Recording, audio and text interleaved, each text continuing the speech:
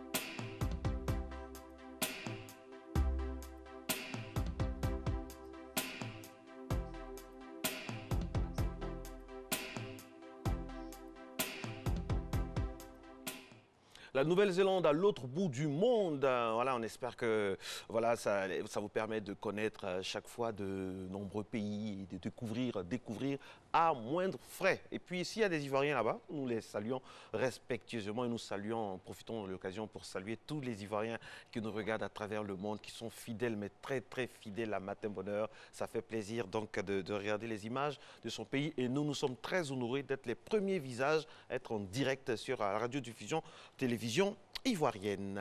Allez, tous les jours, vous connaissez le réflexe, on se réveille, on découvre un pays et puis après, Nessie, on va à la gym. C'est le temps de bouger un tout petit peu le corps. On y va.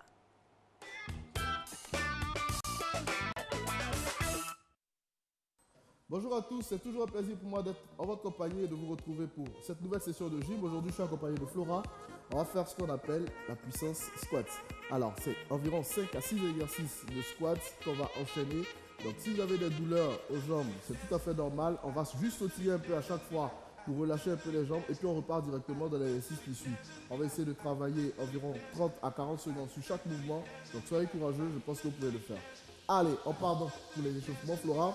Regardez, on fait de légères flexions au niveau des jambes là. On fait 5, 4, 3, 2 et 1. Rotation interne. Là, 1, 2, 3, 4, 5. Dans l'autre sens.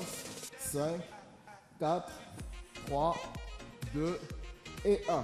Ok, on part donc pour le premier mouvement. Regardez, on va faire des ski squats. Regardez, on joint les jambes là, comme ça, et on descend là. Ah, d'accord. On va essayer d'en faire 15.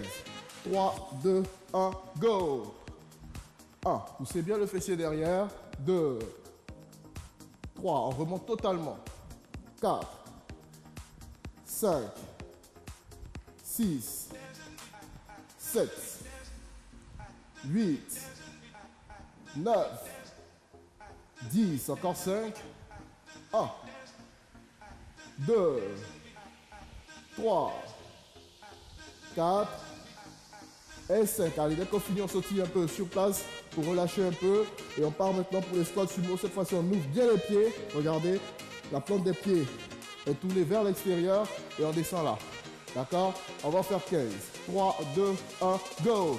1, 2, 3, 4, 5, 6, 7, on pousse bien le fessier derrière, 8, 9, 10, encore 5, 1, 2, 3, 4 et 5, super. Allez, on relâche encore, toujours en mouvement, sur place, ok. Voilà, on va faire maintenant des pop squats. Alors, pour faire les pop squats, on referme un peu les jambes, 11h05, ok. On ferme, on ouvre, on descend, touche le sol. 1, on ferme, on ouvre, allez, on change. 2, d'accord. On en fait 15 aussi. Allez, courage. 3, 2, 1, top, c'est parti. Allez. 1, 2, 3, 4, 5, 6, 7, 8, 9, 10, 11, 12, 13, 14 et 15. Allez, on sautille encore un peu sur place pour relâcher les jambes. En principe, vous allez sentir déjà que les cuisses vous prennent. Allez, on repart encore. Cette fois-ci, on écarte les pieds, on descend en position de squat, là, et on reste là. D'accord? On va essayer de rester dans cette position-là environ 15 à 20 secondes. Et après, on bloque, on maintient 15 à 20 secondes. C'est-à-dire, on va faire de petites répétitions, là, sans forcément tendre les jambes. Et ensuite, on enchaîne avec le gainage cuisse. Allez, 3, 2, 1. Top, c'est parti. Allez, 1, 2, 3, 4, 5, 6, 7, 8, 9, 10, 1, 2, 3, 4, 5, 6, 7, 8, 9. Ok, on bloque.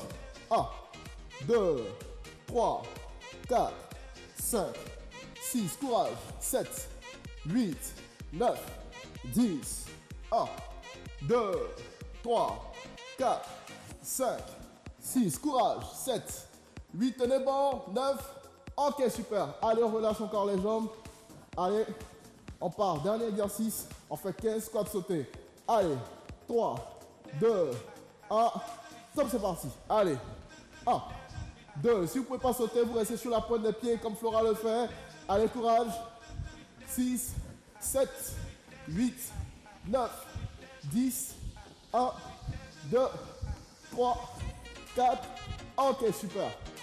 Alors, ça va les cuisses? Alors chez vous aussi, j'espère que ça va. Si vous avez vraiment des douleurs au niveau des cuisses, vous sautillez un peu, vous relâchez, vous marchez en relâchant les jambes comme ceci. D'accord? Après, veillez à bien vous étirer chez vous. Rendez-vous demain pour une autre session de gym. D'ici là, gardez la pêche. Allez, ciao! Ben oui, on va toujours garder la pêche, surtout avec ces mouvements qui nous permettent de bien galber notre corps. Aujourd'hui, ce sont les fessiers et les cuisses. Voilà, c'est tout ce qu'il faut pour être en bonne santé, pour être bien, quoi. Parce que quand on a le corps bien galbé, on a une certaine assurance, Marco. Corps bien galbé. Ben oui, enfin, je ne ferai pas de commentaires. Je ferai pas de commentaires. Ben, ceux qui vont faire des commentaires aujourd'hui, Marco, ce sont les Benoît, parce que cette journée leur appartient. Oui, c'est la Saint-Benoît. C'est la Saint-Benoît. Saint-Benoît. Il y a Benoît aussi. Je suis pressé de voir les noms. Alors, les dérivés, on a Benedetto. Benedetto, on va dire ça comme ça. Benedetto. Nénette. Nénette. Nénette. Ah ouais. Benedicta. Nénito. Bénédicte. Et Bénédit. Vous avez déjà entendu quelqu'un qui s'appelle Bénédit? Bénédicte. Bénédit. Bénédit, non. Bénédit. Non, non. Non. Non, Bénédicte, si, mais Bénédit, non. Bénédit, non. On salue tout le Benoît. Et puis à Jean Benoît aussi, c'est composé. J'ai un ami d'enfance qui s'appelait Jean Benoît à la Riviera. Je le salue s'il nous regarde. Bah oui. Mais en même temps, c'est vrai que c'est beau, mais c'est un peu trop long. Benoît, c'est déjà long si on doit ajouter. Est-ce que vous êtes obligé chaque fois de commenter les noms des gens? Est-ce que vous ne savez pas, peut-être il y a un grand patron, un milliardaire qui s'appelle Benoît qui regarde et qui va dire « Ah, mais je l'aimais bien ici, mais il dit que mon nom est vieux. » À cause de son prénom. Vous pouvez passer à côté de quelque chose. Je souffre tous les jours avec vous, Marco. Ah bon? Bah oui, avec mon nom, Nessie. Oui, mais Nessie, voilà. Benoît, dites que tous les noms sont beaux. Comme ça, il n'y a pas de problème. Benoît, c'est mignon. C'est glamour. Mais oui, j'ai pas dit que c'était vilain. Répétez après moi. Beau, mais c'est long. Benoît. Benoît. Jean Benoît. Jean Benoît. Marc Benoît. Marc Benoît. Marc Benoît. Voilà. Et certainement qu'il y en avait là-bas aussi des Benoît le week-end, hein, parce que franchement, ça a cristallisé tout ce qui est événement culturel ce week-end. C'était du côté de Beaunois. Et magnifique moment hein, de retrouvailles, de fêtes, d'arômes, de mouvements. C'était très, très bon. On a été très heureux de participer à cette fête. C'est la clôture du Popo Carnaval. Retour sur les faits marquants. Le Popo Carnaval, donc, je le rappelle, mesdames et messieurs, s'est achevé ce samedi 14 avril, 38e édition qui a drainé encore du monde. Retour sur les faits marquants qui ont tenu en haleine de nombreux festivaliers venus des différentes localités de la Côte d'Ivoire, d'Europe et d'Asie. C'est un regard très assidu et très efficace de notre reporter terrain Herman Niamien. C'est parti. Pendant 2 semaines, Beaunois vibrait au son du Popo Carnaval. Cette 38e édition, riche en couleurs et en événements, a mobilisé des milliers de festivaliers dans la cité des Abourés.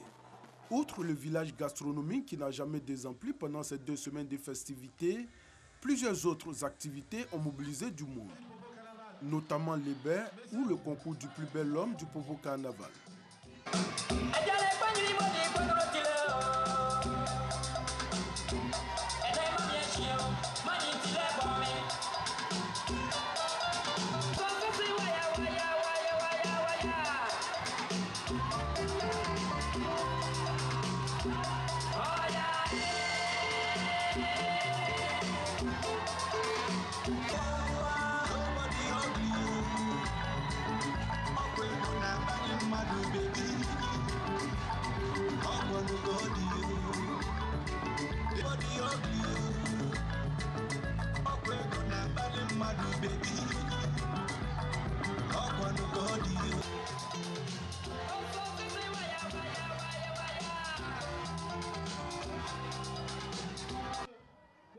Vainqueur de ce concours, Romuald Anouma, qui a dévancé Vanga Michel, 2e, et Elo Patrick, 3e. Les atouts physiques des candidats, l'élégance, la noblesse et l'occupation scénique, en tenue traditionnelle Diampa et Ablakon, ont constitué les critères de notation des membres du jury, conformément aux normes de beauté des Abourés et Yvets de Beaunois. Il y a eu aussi le concours Miss Popo Carnaval.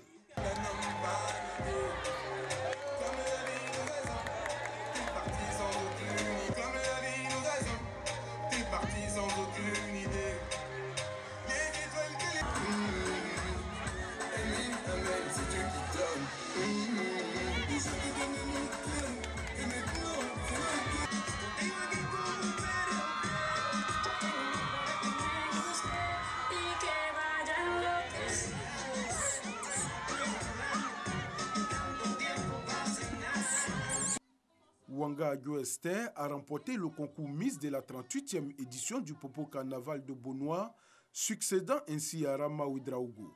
Âgée de 19 ans, elle a récolté 140 points, devançant la première dauphine Amia Flora qui a eu 124 points. La deuxième dauphine, Ale Campbell, a totalisé 119 points. Un autre concours qui met aussi en exergue la beauté africaine, le concours Aoulaba Popo. À l'issue de différents passages sur le podium en T, Ampo Josepha Prisca Angélique a été désignée vainqueur. L'aide-soignante, mère de 6 enfants, a devancé Kwaku Aba Olga Tatiana, première Salaman, et Konakisi Karine, deuxième Salaman. Comme chaque année, le Popo Carnaval a refermé ses portes par le grand défilé carnavalesque. Les populations d'ici et d'ailleurs, venues nombreuses assister ou participer à la grande fête de la culture, la plus ancienne de Côte d'Ivoire, sont toutes restées admiratrices de ce défilé géant qui a duré plus de 3 heures.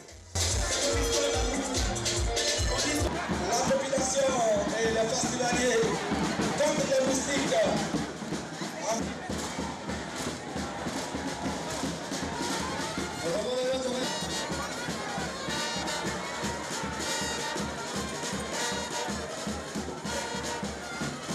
Comme il est de coutume, le roi Popo a été incinéré pour marquer l'apothéose de cet événement culturel. Fini la 38e édition du Popo Carnaval, les regards sont désormais tournés vers la 39e édition qui s'annonce encore grandiose. Waouh, magnifique Popo Carnaval. Alors, Herman Niamien doit nous donner donc, le détail vraiment de ce reportage parce qu'on a senti qu'il était passionné. Qu'est-ce qui s'est passé là-bas concrètement à côté du reportage? That is the question, comme disent les anglophones. Et puis ici, les commentaires surtout de notre chef de plateau, Yao, qui a dit il préfère la viande, pas les os. C'est pas de quoi il voulait parler. Franchement. Donc on a, voilà. Mais et puis Marco... Nessie qui souriait quand elle voyait les parties. Enfin, bref, Nessie... Non mais c'était beau à voir. Qu'est-ce qui était beau à voir? Surtout le concours Hébé Marco, les hommes qui défilaient. Quelle est la partie qui était belle? Quel est le moment qui était beau? Les sourires. Ils avaient tous de très beaux sourires. Quand ils défilaient en ablacon, c'est le sourire, vous avez regardé. Mais c'est pourquoi vous ne prenez pas au sérieux, vous? C'est ce que vous avez regardé, quoi, le sourire. Mais Marco, j'ai fait Oui. attention aux parures aussi. Vous avez vu comment ils étaient bien habillés, Ensuite, avec les bijoux, tout ça. Ensuite, Et il y avait beaucoup de belles choses à voir. Comme- Comme les sourires, je l'ai dit. Oui. eh oui, c'est ça le Popo Carnaval. Retrouvez donc toutes ces informations sur notre site et sur les principales pages de Matin Bonheur, Insta, Twitter et puis aussi Facebook, le replay de cette émission pour la voir en intégralité. Alors la suite, Nessie, qu'est-ce qu'on a? Alors, Marco, on a beaucoup de belles choses à voir. Hein. Si la réalisatrice veut, on pourra aller manger. Hein, on pourra aller manger. Sinon, s'il n'y a pas de nourriture... J'ai pas de nourriture. Il n'y a pas de non. nourriture. On va rester un peu dans l'ambiance, dans la spirale du Popo Carnaval. Marco, avec on va cette rester. fois un no comment. Un no Regardez.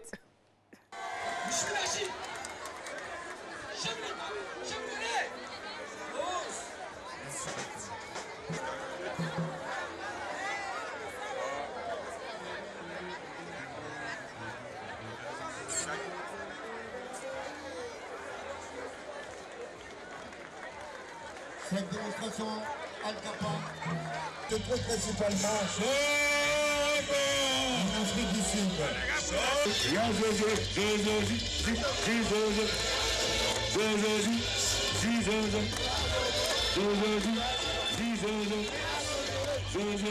rivière Merci au gouvernement vient de la...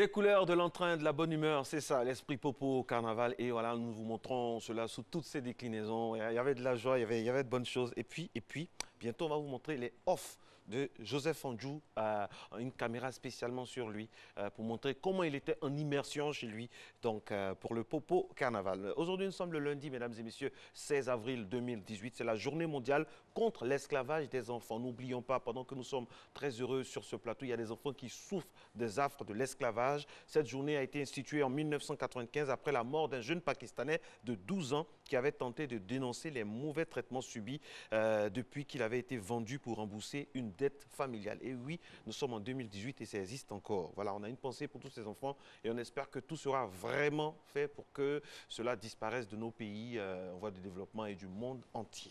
Il va y avoir du sport maintenant sur RTI 1. C'est parti.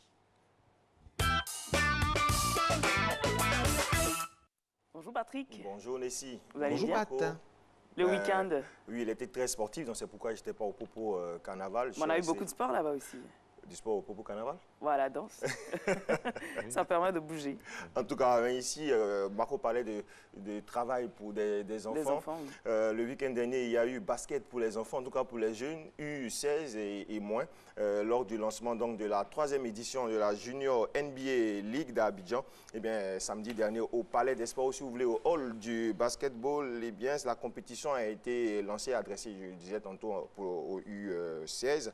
Eh bien, ce sont des ligues séparées, composées de 30 équipes chacune, que ce soit au niveau des hommes que des garçons. Cela s'est fait sous la supervision et en présence des responsables fédéraux, le président de la Fédération ivoirienne de basketball, les responsables du sponsor de cette compétition et puis bien entendu les responsables de la NBA face à des centaines de jeunes venus communier avec leurs amis qui sont, on va dire, sélectionnés pour cette compétition. On va dire que cette compétition est adressée aux jeunes qui sont encore à l'école. Donc c'est une compétition scolaire. C'est une compétition qui respecte, on va dire, les préceptes de la NBA, donc 2 conférences. Et il y aura tout le long du mois d'avril, eh bien, la saison régulière qui va sortir les 8 premiers de chaque conférence. Et puis au mois de mai, il y aura les playoffs pour déterminer le champion de cette compétition. Il faut noter que la Junior NBA est un programme mondial pour le développement du basket auprès des jeunes filles et des jeunes garçons. Depuis la saison 2015-2016, la NBA a fait jouer plus de 12 millions de jeunes répartis sur 50 pays. Il est également question de boxe. La fédération radie des fauteurs de troubles. Des fauteurs de troubles. Ben, oui, les fauteurs de troubles. Des fauteurs de troubles. Non, des fauteurs. Nessie a dit quoi, des footeurs? Des fauteurs. Ça fait 1000 francs à l'amende à Nassé qui prend. C'est tellement qu'elle passe au football. Bon, on n'y est pas encore arrivé. En tout cas, le samedi dernier au Merci siège pour ces fouteurs de troubles, Nessie. Ça fait 1. Donc 13 des 15 clubs présents à l'Assemblée générale ordinaire de la Fédération ivoirienne de boxe ont décidé de la radiation d'Anthony Rabé, président du Stella Boxing Club, tête de file des perturbateurs. Avec lui, Bakary Kambega du FA Boxing Club et M. Moussa Traoré du Full Force Boxing Club. Et donc, tous les 3 ont subi une sanction, je le disais il y a quelques semaines sur ce plateau. Il y avait une crise au niveau de la Fédération ivoirienne de boxe. Certains présidents des clubs contestaient donc la présidence de M. le général, président Soumaro Gaoussou, président de la Fédération ivoirienne de boxe. Eh bien, des sanctions ont été prises, la radiation. Toutefois, il faut souligner que cette radiation n'est pas éternelle, a dit donc le président de la Fédération ivoirienne de boxe. Elle pourrait être levée si, et bien entendu, les 3 fauteurs de troubles, et pas fauteurs de troubles, reviennent à la raison. Cette Assemblée générale était également l'occasion de confirmer la Côte d'Ivoire comme pays hôte du grand gala France-Afrique qui se déroulera, on va dire, en octobre prochain à Abidjan. C'est une grosse performance pour la Fédération ivoirienne de boxe puisque la Côte d'Ivoire sera le premier pays africain à accueillir ce grand événement. Absolument. Et puis on va poursuivre cette fois avec du taekwondo. Oui, du taekwondo, et là on parle d'apaisement, de réconciliation, puisque là-bas également il y avait une crise entre le taekwondo et la fédération du taekwondo et le CNO, le président de la fédération du taekwondo. Bomba Cheikh Daniel a réuni le samedi dernier toute la communauté taekwondo-in pour lui expliquer, on va dire, la genèse de cette crise entre la FITKD et le CNO. Pour lui, il est prêt à aller à la réconciliation, il est prêt à accueillir ces autres fouteurs de troubles au niveau de la Fédération ivoirienne de taekwondo. Il accepte d'entrer dans le processus de réconciliation entamé par le ministre des Sports et des Loisirs. Super, on parle à présent football avec le nouveau sélectionneur des éléphants qui sera connu en juin. Oui, c'est bien cela. Marco me le demandait tout le temps. Et c'est quand est-ce qu'on aura le successeur de Marc Villemode? Eh bien, ça sera en juin. C'est l'information qui a été donnée par M. Sori Diabaté, premier vice-président de la Fédération ivoirienne de football. Le mercredi dernier, il avait réuni la presse, en tout cas rencontré la presse nationale et internationale pour expliquer, on va dire, faire le bilan de la rencontre de Zurich concernant donc la crise du football ivoirien. Il en a profité pour donner la période à laquelle bien la FIF désignerait donc le nouveau sélectionneur, et c'est en juin. Pour lui, il n'a pas de raison pour que la FIF choisisse maintenant un sélectionneur pour les éléphants, puisqu'il n'y a pas de match en vue. En juin, il y aura 2 matchs amicaux, donc ça permettra au sélectionneur qui sera choisi de s'acclimater déjà à cette équipe des éléphants de Côte d'Ivoire et de préparer les éliminatoires de la CAN 2019 qui, pour la FIF, n'est pas un objectif. Je ne dis pas que la qualification n'est pas un objectif, mais le trophée, la victoire à la CAN 2019 qui se déroula au Cameroun n'est pas un objectif pour la Côte d'Ivoire. Donc on va aller participer à une manifestation comme ça, pour se préparer pour la CAN 2021 que la Côte d'Ivoire va accueillir ici. Moi, je n'ai jamais entendu. Ici. Non, mais ça sera une sorte de transition puisque vous avez une équipe qui est très jeune. Non, mais on va mettre dans la tête. Attendez, Patrick, s'il vous plaît, une minute. Oui. On va mettre dans la tête des jeunes qui vont aller participer à une compétition que ce n'est pas un objectif. Alors qu'on fait la promotion de l'émergence et on veut que nous soyons une génération de gagnants, mais c'est hallucinant. En 2015, l'objectif était de chaque fois qu'on participe, chaque fois que la Côte d'Ivoire participe, la Côte d'Ivoire va pour gagner. Parce que la Côte d'Ivoire, c'est un pays de football et c'est un grand pays. Je vous comprends, Marco, mais aujourd'hui, Didier Drogba, Yaya Touré, les Okra, Maestro, c'est terminé. Aujourd'hui, vous avez une nouvelle génération. Mais cette nouvelle génération peut remporter des trophées. En 1992, peut-être que vous étiez encore très jeune. Ceux qui ont joué n'étaient pas les... Voilà, il y avait beaucoup de blessés, mais ils ont remporté la Coupe. L'objectif, aujourd'hui, c'est une campagne de communication aux yeux de vous et de la population ivoirienne. On ne va pas à la CAN 2019 pour aller forcément la remporter. Mais comme ça, il ne faut pas décréter. Quand c'est comme ça, il ne faut pas dire ça parce que ça frustre, ça blesse. La Côte d'Ivoire, même avec une équipe moyenne, mais qui est bien organisée, par une fédération bien organisée également, peut gagner n'importe quel trophée.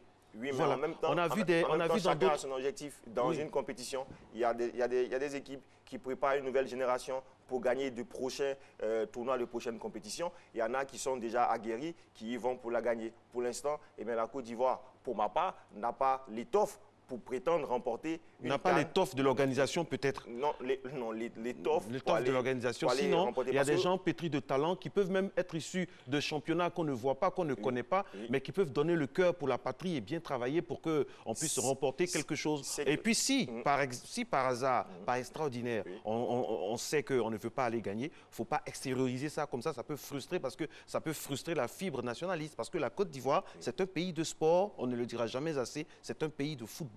On ne peut pas aller à une manifestation et dire comme ça qu'on ne va pas pour gagner, on ne prépare l'autre CAN 2021. C'est hallucinant. Moi, franchement, personnellement, ça me choque terriblement. C'est vrai, mais vu, on va dire, le statut de notre équipe nationale, c'est raisonnable que de dire aux Ivoiriens qu'on part pour la gagner alors qu'on n'a pas les joueurs, on n'a pas... Comme ça, on ne dit rien, on travaille. On n'a pas l'osmose, on n'a pas la complémentarité, la complicité des joueurs pour aller remporter une CAN. En tout cas, c'est la décision de la Fédération ivoirienne de football. Mais c'est assez curieux quand même. Qui n'a pas pour objectif d'aller remporter cette CAN 2019, mais elle a envie de se qualifier pour aller faire connaître à ces nouveaux jeunes qui intègrent progressivement l'équipe nationale de Côte d'Ivoire et bien d'aller connaître les parfums de la CAN.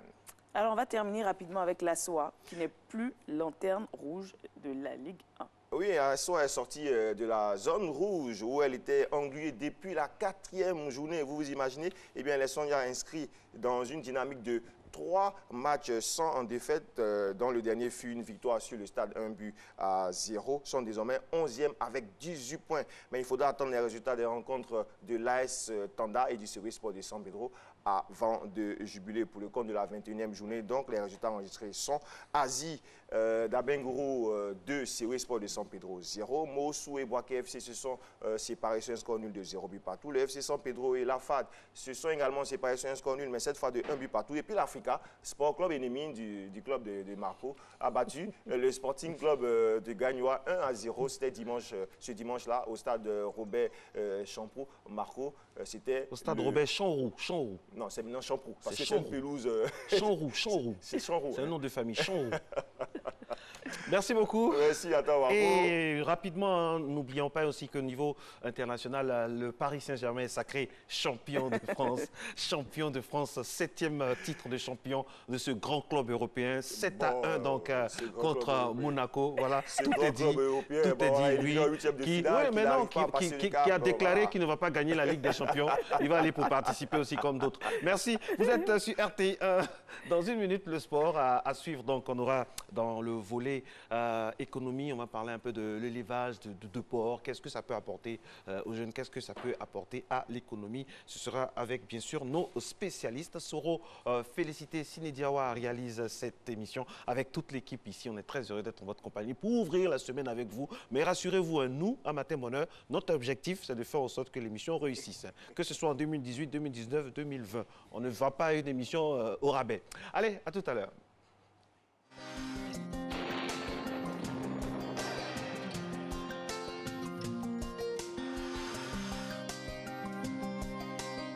MTN, everywhere you go. Madame, Messieurs, bonjour. Merci de nous suivre en ce lundi. Aujourd'hui, les zones du littoral du sud forestier de l'Est connaîtront un début de matinée nuageux avec des possibilités de pluie localisées. Le nord-est observera également un temps nuageux avec des averses au cours de la matinée. Le reste du pays sera partiellement nuageux. Les valeurs de la matinée: 25 degrés à Abidjan, 24 pour Adiaké, 25 degrés à Bandoukou, 24 degrés pour la région du Béké, 23 à Daloa, 24 à Dimbokro, 23 degrés pour la région du Go, 24 degrés à Korogo. La température la plus faible de 21 enregistrée dans le Tompi, 23 degrés à Odiéné, 24 à San Pedro, 23 pour Sassandra, 22 pour Tabou et 24 à Yamoussoukro. Aujourd'hui, après un début d'après-midi ensoleillé, les régions de l'Est, de l'Ouest et du Sud forestier observeront la formation de cellules orageuses suivies de pluie. Ces cellules pourraient intéresser le littoral avec des averses en fin de période. Le Nord-Est restera sous un temps orageux avec de la pluie. Les températures de notre après-midi notant 32 à Abidjan, 31 degrés pour la ville d'Adiaké, 34 à Bandoukou et à Boaké, 33 degrés à Daloa, 34 à Dimbokro, 32 pour la région du Go, 35 à Korogo, 31 degrés à Mans, 35 à Odiéné, 32 degrés pour la ville de San Pedro, 31 à Sassandra et à Tabou et 33 pour Yamoussoukro. Le résumé du temps de ce lundi est fait. Bon début de semaine à tous et à chacun.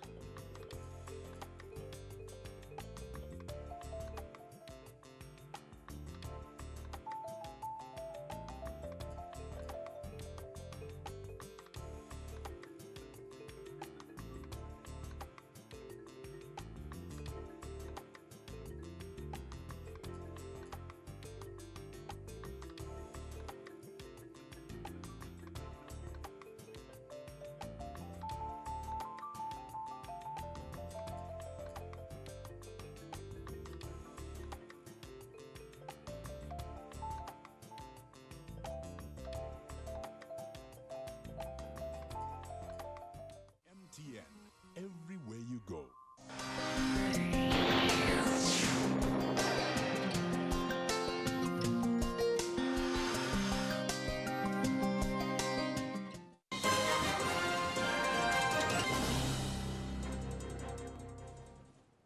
Bonjour à tous et bienvenue dans ce 6h30.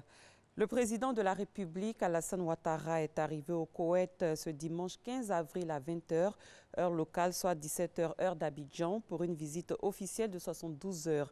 À l'invitation de l'émir du Koweït, Son Altesse Royale, le cheikh Sabah Al-Ahmad Al-Jaber. Le président de la République aura un entretien avec l'émir du Koweït, suivi de signature d'accords de coopération. Abiba Dambélé Sawé est notre envoyé spécial au Koweït. Le président de la République effectue depuis ce dimanche une visite officielle de 72 heures au Koweït. Monarchie parlementaire, dont l'émir est le cheikh Al-Jaber Al-Sabat. Il est le chef de l'État. Le Koweït dispose des 5e réserves mondiales de pétrole et s'étend sur une superficie de 17 818 km² pour 4,2 millions d'habitants. Je vais d'abord saluer Son Altesse et les autorités koweïtiennes pour l'accueil qui nous est réservé. C'est une bonne opportunité pour nous et un grand honneur d'être ici en visite officielle. Et nous allons donc pouvoir échanger sur les questions relatives à la coopération entre nos deux pays. Et comme vous le savez, nous sommes également ensemble au Conseil de sécurité des Nations Unies. Et c'est une opportunité pour moi de faire le point avec Son Altesse et aussi de leur dire que la Côte d'Ivoire va bien, et que la situation est très bonne et surtout inviter les autorités et le secteur privé à s'intéresser à un investissement en Côte d'Ivoire. Et bien sûr, nous aussi, nous considérons que le Koweït peut être un marché pour les Ivoiriens, les hommes et les femmes d'affaires de Côte d'Ivoire. Donc je suis très heureux d'être là avec une forte délégation, comme vous le voyez. Et donc je voudrais remercier le prince pour son accueil et transmettre à Son Altesse mes meilleurs sentiments donc de haute considération. Dans l'agenda du président Alassane Ouattara, accueilli par une forte délégation de la famille royale, avec à sa tête le cheikh Mohamed Abdullah Al-Moubarak Al-Sabah, vice-ministre des Affaires de l'Amiri, une rencontre bilatérale avec Son Altesse royale, Cheikh Sabah Al-Hamad Al-Jaber Al-Sabat, l'émir du Koweït. Un entretien avec le président du Parlement koweïtien, avec la Chambre de commerce et le Fonds koweïtien qui finance déjà plusieurs grands projets en Côte d'Ivoire. Ici, en terre ivoirienne, les populations de la région du Tchologo ont rendu un vibrant hommage au président de la République, Alassane Ouattara, pour ses actions de développement. La région du Tchologo, sous l'impulsion du chef de l'État, a changé considérablement de visage. De Kong à Ouangolo-Dougou, en passant par Fekese-Dougou, le progrès est visible. Kader Sogodougou. Voici la place Alassane Ouattara de Fekese-Dougou le samedi 14 avril 2018. La région du Tchologo, dans toute sa composante, avec elle, la Côte d'Ivoire plurielle a tenu à rendre hommage au président de la République Alassane Ouattara pour toutes ses actions en faveur du développement. La traversée de Fekese-Dougou en 2 fois 2 voies, la réhabilitation de l'axe Fekese-Dougou-Ouangolo-Dougou, le bitumage de l'axe Fekese-Dougou-Nassian avec une bretelle à Kong. La route précède le développement et le Tchologo est en route pour son développement. Dans les 3 départements, l'électrification, l'adduction en eau potable, la construction et l'équipement de centres de santé, des dispositions sécuritaires, de nombreux projets de lutte contre la pauvreté sont à signaler. L'éducation n'est pas en reste. Dans le Tchologo, cette action du président de la République s'est matérialisée par d'importantes réalisations dans divers secteurs prioritaires. Ce sont notamment dans le domaine de l'éducation, la construction de 121 écoles primaires et la réhabilitation de 8 autres dans les départements de Fekese-Dougou, Kong et Ouangolo, à travers le programme présidentiel d'urgence, le CDD, et avec l'appui du Conseil régional. La construction de 8 nouveaux collèges et lycées, dont le lycée moderne et le collège moderne de Fekese-Dougou, le collège moderne de Ouameloro et de Ouangolo-Dougou et le lycée moderne Dominique Ouattara à Kong, entièrement réhabilité. Dès lors, la reconnaissance fait valoir ses droits. Si la Côte d'Ivoire et le monde entier reconnaissent les mérites et le travail accompli par votre fils, rien ne saurait justifier que nous, ses parents, ses fils et ses filles du Tchologo, ne le célébrions pas et ne lui exprimions notre admiration. Avec la reconstruction de l'axe Bouaké-Fekese-Dougou en cours et le désenclavement de Kong, le Tchologo sera illuminé. Un survol nocturne du tout nouveau boulevard Alassane Ouattara permet de dire que le rêve des populations devient une réalité. Parlons TIC, l'Agence nationale du service universel des télécommunications, dans sa mission de vulgarisation des technologies de l'information et de la communication, multiplie les actions. Dans le cadre du projet présidentiel « Un citoyen, un ordinateur, une connexion », l'ANSUT et la mutuelle des agents de la Direction générale des impôts viennent de signer un accord de partenariat. Il s'agit de faire bénéficier des équipements informatiques de qualité à bas prix aux mutualistes de façon échelonnée selon leur pouvoir d'achat. Walter Amadou Ouattara. L'une des composantes majeures des programmes de l'Agence nationale du service universel des télécommunications ANSUT est le projet « Un citoyen, un ordinateur, une connexion ». Ce programme vise à améliorer le niveau de maturité numérique ainsi qu'à faciliter l'acquisition de micro-ordinateurs. Piloté par le ministère de la Communication, de l'Économie numérique et de la Poste à travers l'ANSUT, ce programme entre dans une nouvelle phase. Cette phase s'adresse spécifiquement aux entreprises et regroupements à but non lucratif. Ce volet a pour objectif de permettre au personnel des dites structures de bénéficier d'équipements informatiques de qualité à bas prix. À cet effet, l'ANSUT et la mutuelle des agents de la Direction générale des impôts viennent de signer un accord de partenariat. Des services qui vivent le bien-être du citoyen, qui visent aussi à permettre aux citoyens d'être plus autonomes, de même pouvoir créer de l'emploi. Quoi de plus naturel que de faciliter l'accès de toutes ces populations-là à ces moyens-là, parce que c'est notre mission. Et l'État du Côte d'Ivoire même a décrété que les TIC étaient le service universel. Le représentant de la mutuelle des agents de la Direction générale des impôts place beaucoup d'espoir en cet accord qui permettra aux membres d'être à l'heure du numérique. Nous, MADGI, nous assurons un service public de sécurité sociale des agents de la Direction générale des impôts. Et il est important que nous soyons en contact avec eux afin de mieux maîtriser leurs désirs. Et la convention l'ANSUT rentre dans ce cadre-là, puisqu'elle nous permet d'être en contact permanent avec nos 4000 adhérents qui sont sur toute l'étendue du territoire de Côte d'Ivoire. Toutes les différentes couches sociales sont concernées par le projet. Après la mutuelle des agents de la Direction générale des impôts, l'ANSUT compte multiplier ses actions en faveur d'autres entreprises et regroupements à but non lucratif du pays. En culture, 8 candidats en art oratoire et 3 équipes en débat ont pris part à la finale de la 10e édition du concours national d'art oratoire et débat au siège de la CGC au Plateau. Organisée par la Jeune Chambre internationale, cette compétition vise à initier les jeunes à la prise de parole en public. Au terme du concours, Nangoné, Bienvenue en oratoire et l'école de magistrature en débat sont vainqueurs de l'édition 2018. Issa Chonayou.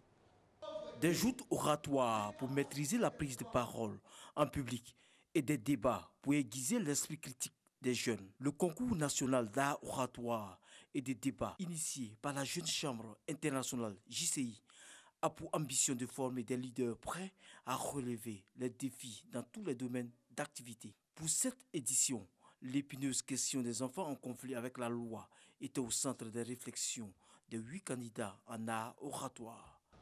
Les enfants en conflit avec la loi, quelle solution durable? Une équation, certes, mais qui présente indubitablement des solutions qu'il nous faudra présenter en amont, mais aussi en aval de la question. À l'issue d'une compétition enlevée, Nangoné, Bienvenue en art oratoire et l'école de magistrature en débat sont sortis vainqueurs de l'édition 2018. La Jeune Chambre Côte d'Ivoire, qui est une organisation formidable, qui nous donne à nous jeunes opportunités de pouvoir extérioriser un potentiel et des talents que nous n'imaginions même pas posséder. C'est donc un plaisir renouvelé de pouvoir être avec ce titre. Nous sommes vraiment très heureux, très honorés que pour une première participation à ce concours, nous en soyons sortis lauréats, vainqueurs. Nous profitons pour remercier toutes ces personnes qui nous ont permis de participer à ce concours. L'émergence de l'Afrique passe par une génération de jeunes leaders bien formés, charismatiques et ambitieux. Cela passe par la maîtrise du verbe. Le vainqueur du concours national d'art oratoire s'est vu octroyer la somme de 500 000 francs CFA.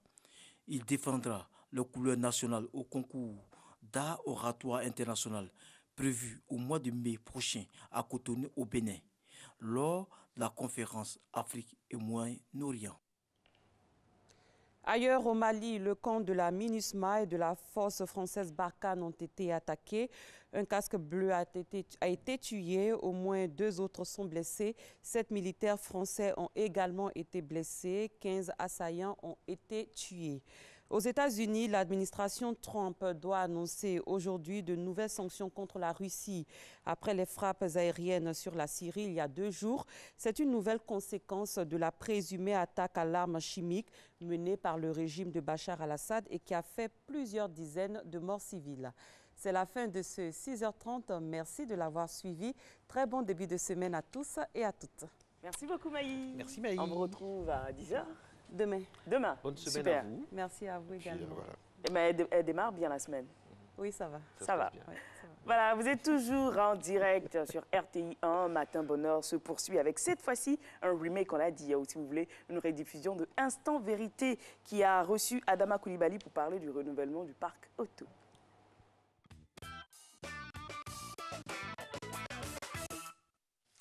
Bonjour à tous, mesdames et messieurs. C'est avec beaucoup de plaisir que je vous retrouve dans Instant Vérité. Depuis une décennie, des épaves sont en circulation en Côte d'Ivoire. Les accidents, la pollution sont les conséquences directes des 90 000 véhicules de transport dont l'âge varie entre 15 et 25 ans.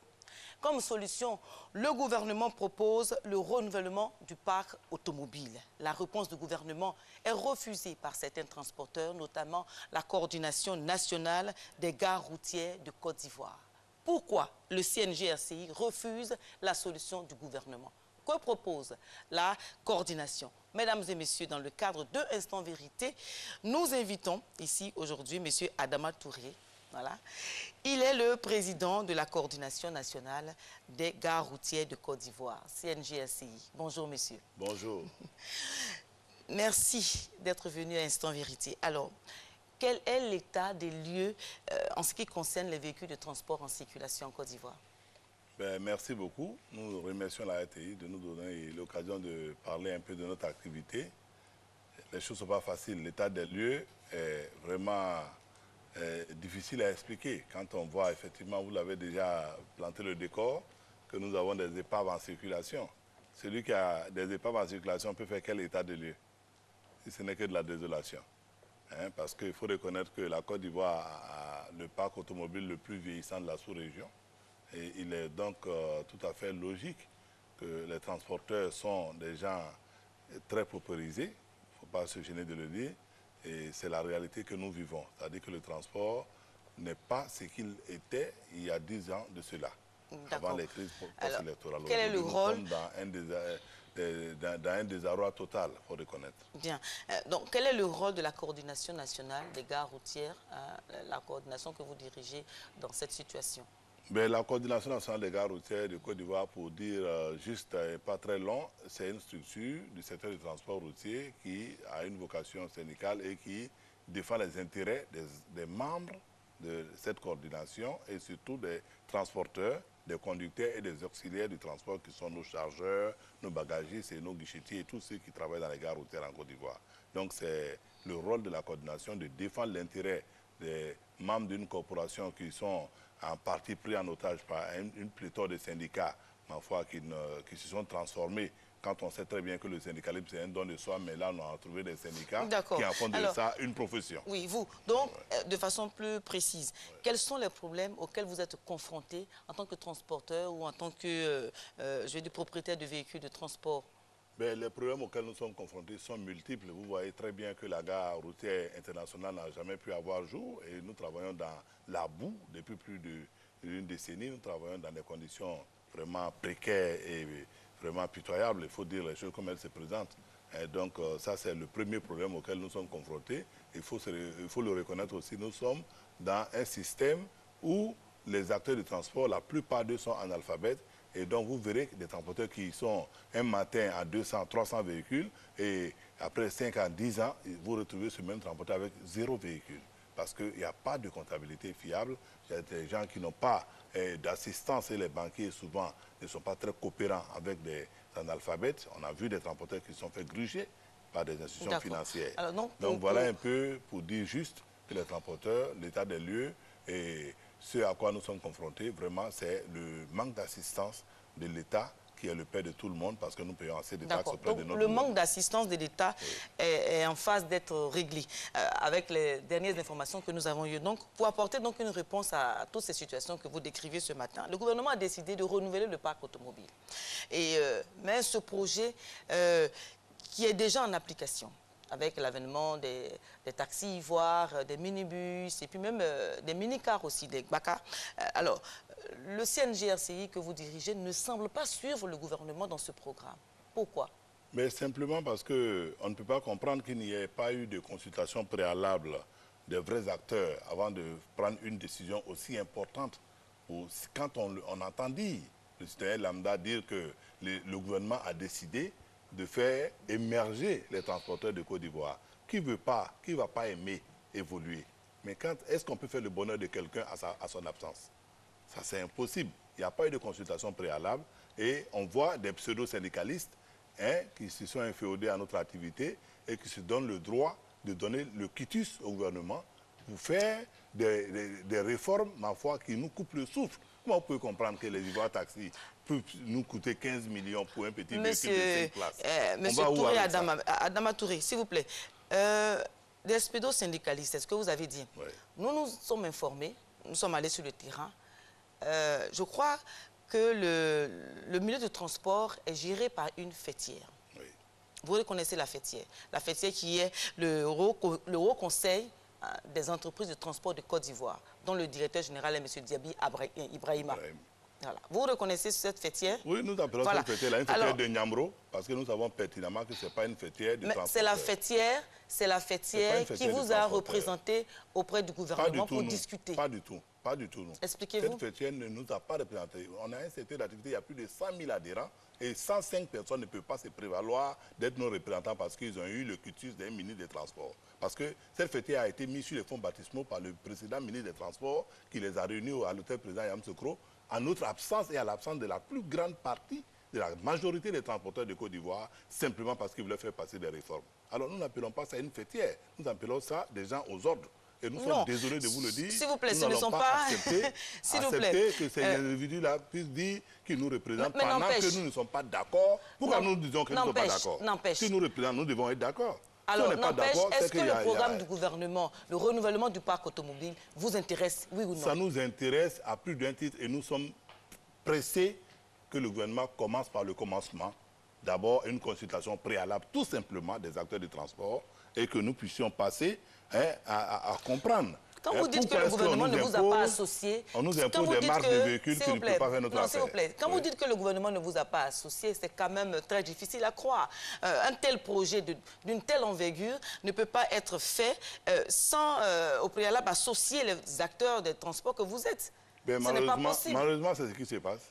Parce que nul ne peut dire que nous, la coordination des gares routières, nous n'existons pas. Nous avons eu, personne ne peut le dire. Avons eu les responsables du Fonds du développement du transport routier. Oui, voilà. Qui disent? Ils nous ont assuré, ces responsables nous ont assuré que les entreprises de transport, donc les acteurs, ont été associés, ont été carrément associés à cette prise de mesure, prise de décision. Je suis content quand vous citez des structures qui sont tous dans la même fêtière que le Haut Conseil. Parce que quand vous me parlez du Fonds de développement du transport routier, qui est dirigé par un responsable du cabinet du ministre des Transports. Non, ce que vous dites, nous, on n'en sait rien du tout. Non, on sait qu'il y a le fonds du développement. Le fonds du développement est dirigé par le cabinet du ministre des Transports. Nous, on le sait, c'est notre activité. Vous ne le savez pas, ce n'est pas votre activité. Mais nous vous le disons, et c'est des choses qui peuvent être vérifiées. C'est dirigé par le cabinet du ministre, donc il n'y a pas de souci pour nous. Et nous, on sait que c'est le même cabinet qui a mis sur les fonds baptismaux le Haut Conseil. Alors, donc, l'un mis dans l'autre, nous, on ne se reconnaît pas dans cette forfaiture-là, parce qu'on ne peut pas nous imposer des représentants. À l'an 2020, à l'horizon de l'an 2020, on ne peut pas accepter qu'on ne peut pas pour être plus précis sur le sujet, qu'est-ce que vous préférez, vous, transporteurs? Vous préférez des anciens véhicules ou des nouveaux véhicules? Personne ne peut vous le dire, mais on ne peut pas souhaiter non plus que l'on nous donne des véhicules à nous couper le souffle. Parce que imaginez qu'on nous donne des véhicules, comme je viens de le dire, un véhicule de 5 places, que nous pouvons acquérir pratiquement à 5 à 6 millions. Nous avons eu la chance de visiter toutes les usines pratiquement dans le monde. Moi, j'ai eu cette chance-là, grâce à l'État de Côte d'Ivoire, que je remercie. On a été d'après toutes les usines en Asie et on a vu que les véhicules ne coûtent pas ce qu'on nous dit aujourd'hui en Côte d'Ivoire. Comment un petit véhicule qu'on peut avoir à 5 millions, on vient nous donner ça dans le cadre d'un soi-disant projet du Fonds de développement des transports à 15 millions. Mais après avoir payé les 15 millions, vous retrouverez avec des épaves. Ça, c'est d'un. Et de deux, on ne peut pas imposer une marque de véhicule à un secteur d'activité aussi capital que le transport. Il n'a pas été imposé une marque de véhicule. Ça a été imposé. Pourquoi? S'il vous plaît. Nous avons eu les informations selon lesquelles... Quand on s'enferme dans un groupuscule d'individus... avec vous, nous avons rencontré d'autres transporteurs. Mais les transporteurs sont... Les arguments que vous avancez sont très différents de ce qu'ils nous ont dit. Mais justement, vous pouvez raconter des transporteurs qui sont dans cette fêtière, comme vous le disiez.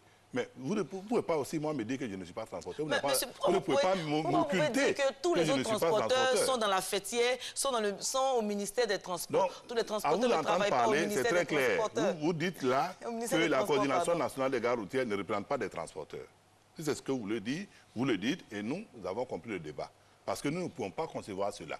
Nous représentons un grand nombre de transporteurs et c'est vérifiable partout, surtout dans la plus grande gare routière de Côte d'Ivoire qu'est Adjamé. Ce n'est pas la mer à boire. Non, donc c'est des choses qu'on peut toucher du doigt. Alors si vous allez là, que vous voyez des transporteurs, propriétaires de véhicules, qui vous disent qu'ils ne sont pas concernés par ce qui s'est dit dans les masses médias, parce qu'on ne sait même pas quels sont les critères pour pouvoir acquérir ces véhicules-là.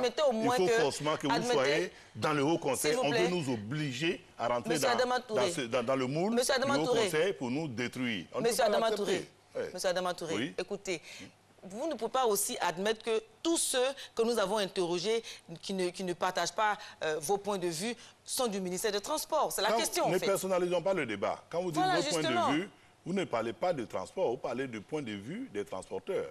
Moi, je ne parle pas au nom de Touré Adama. Touré Adama n'est qu'un individu. Je ne me sous-estime pas, mais je dis que ce n'est pas une affaire personnelle.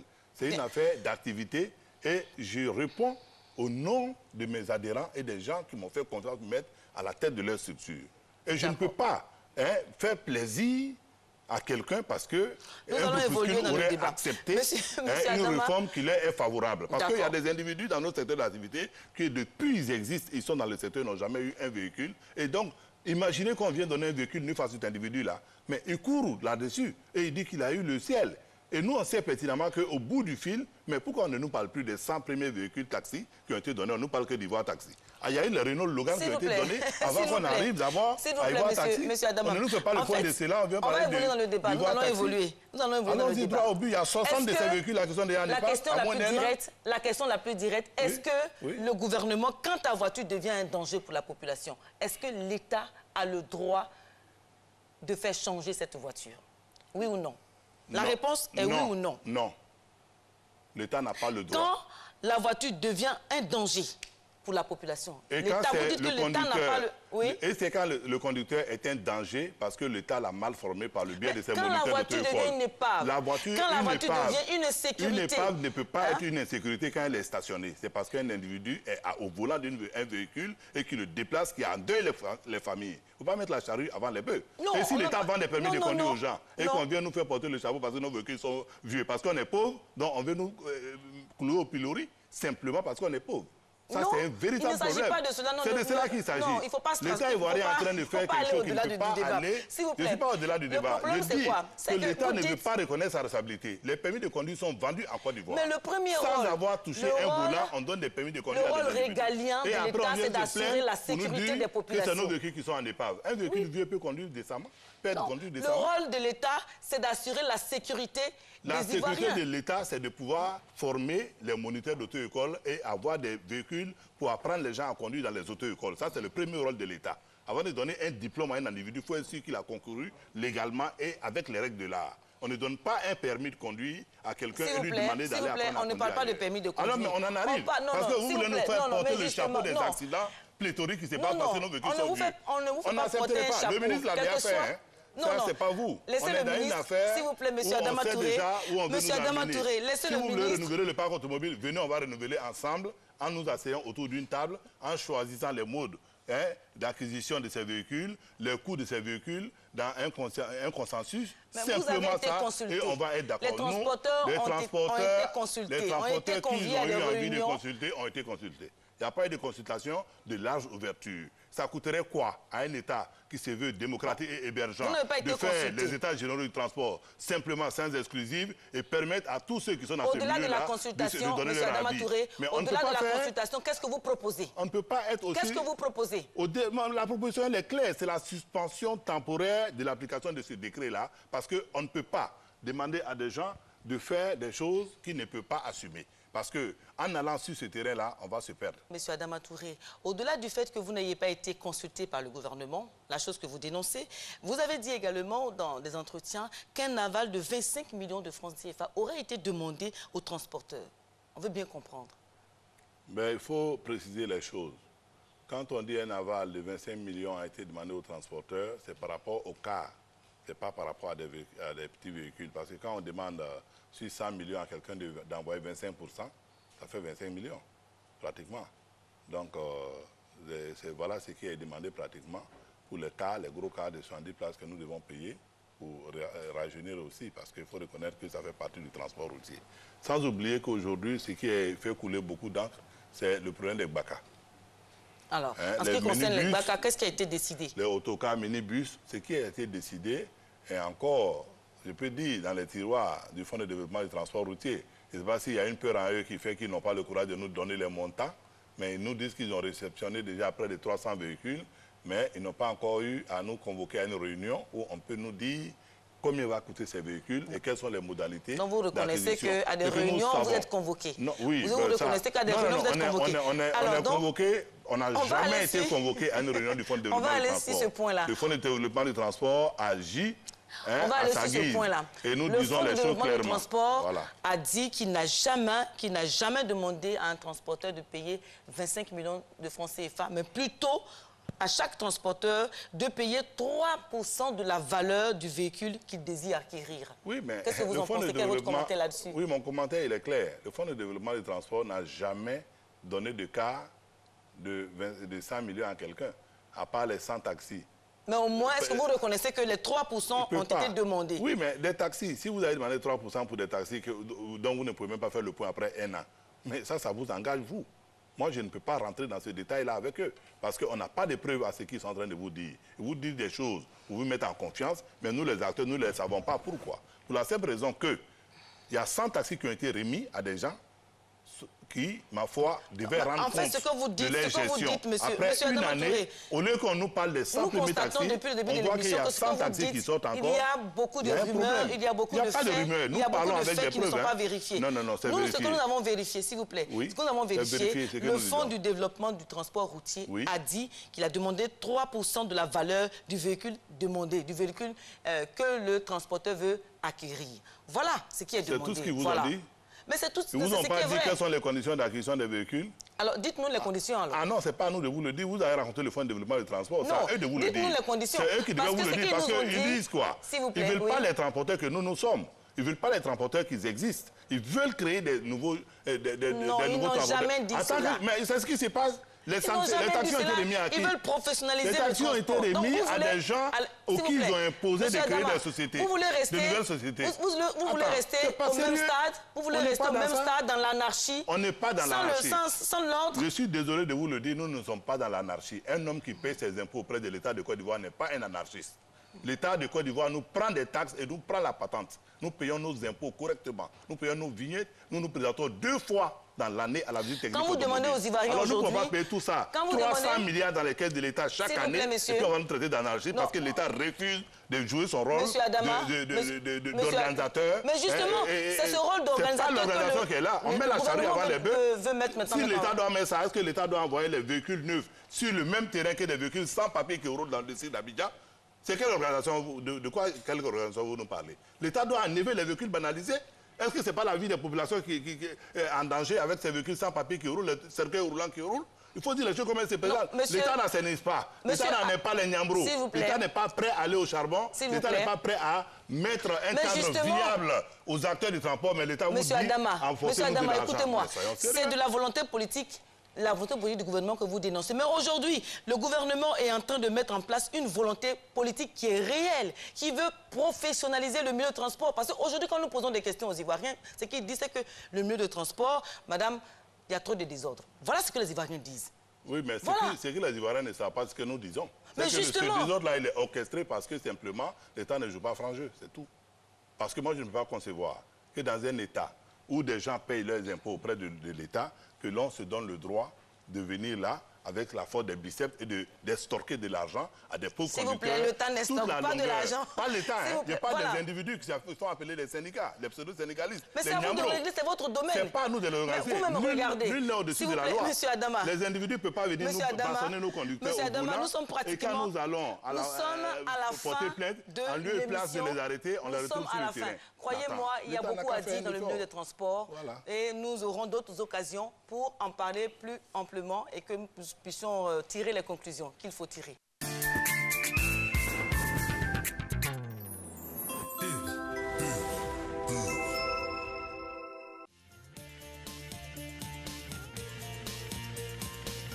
Être en famille, c'est bien.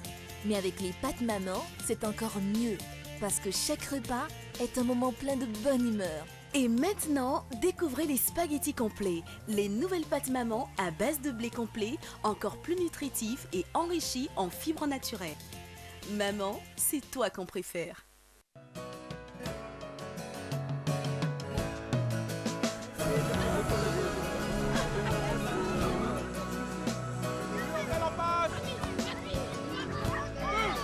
Chaque jour, ce sont quelques milliers de kilomètres parcourus pour vous apporter une eau pure et légère, indispensable à une bonne santé.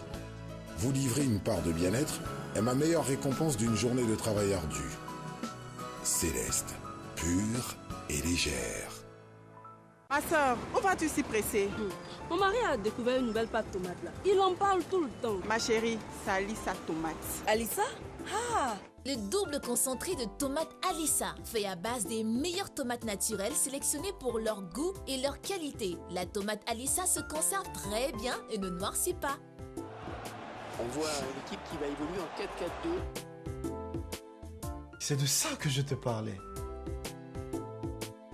Alissa, le goût parfait.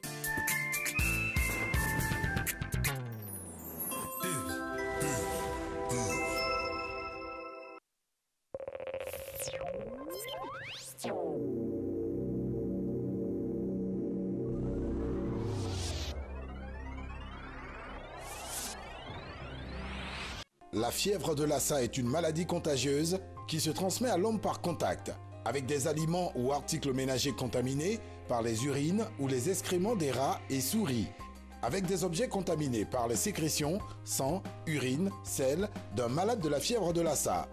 Contact direct avec le sang, les urines, les sels ou autres sécrétions organiques d'une personne contaminée. L'insalubrité, le manque d'hygiène alimentaire, la prolifération des rats et souris sont des facteurs qui favorisent cette maladie. Pour prévenir la fièvre de Lassa, le ministère de la Santé et de l'Hygiène publique recommande de maintenir la maison et son environnement propre, faire dératiser les maisons, dépôts de boissons, hôtels, maquis, restaurants, cliniques, supermarchés, écoles, boulangeries, par le biais des professionnels en la matière. Se laver régulièrement les mains à l'eau et au savon. Conserver la nourriture et les ustensiles de cuisine, l'eau, les stocks de boissons et les conserves à l'abri des souris et des rats. Ranger les ordures ménagères et déchets de toute nature dans les sachets poubelles et bacs à ordures à l'abri des souris et des rats. Éviter de manipuler les souris et rats vivants ou morts. Désinfecter à l'eau de javel les sécrétions organiques, urine, sel, sang, des rats et des souris. Se rendre immédiatement à l'hôpital en cas de fièvre, nausées, malaise et faiblesse. Respectons ces mesures pour éviter la survenue de la fièvre de Lassa en Côte d'Ivoire. Ma santé, ma vie, la santé, c'est l'affaire de tous. En prélude à la grande saison des pluies et dans le but de prévenir les catastrophes liées aux inondations, il est demandé aux populations qui occupent les passages d'eau, les ouvrages d'assainissement, les cuvettes, les caniveaux, les zones d'éboulement, de bien vouloir les libérer sans délai. Le ministère de la Construction, du Logement, de l'Assainissement et de l'Urbanisme exhorte toutes les populations à la prudence et à la protection de leurs familles, de leurs biens immobiliers et matériels. Numéro de téléphone ONAD 22 50 80 50, ONPC 22 47 97 11, cellule de crise 22 47 87 36, sapeurs-pompiers 180.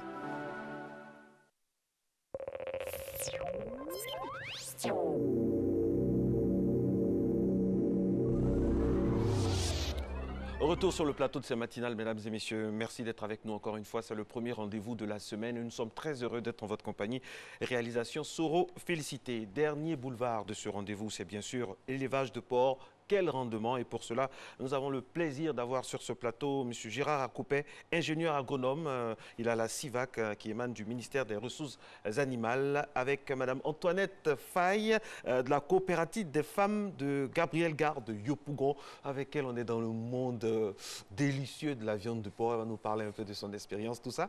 Mais avant, vous savez qu'on a toujours un postulat, un préalable qui nous permet de poser le décor. On y va.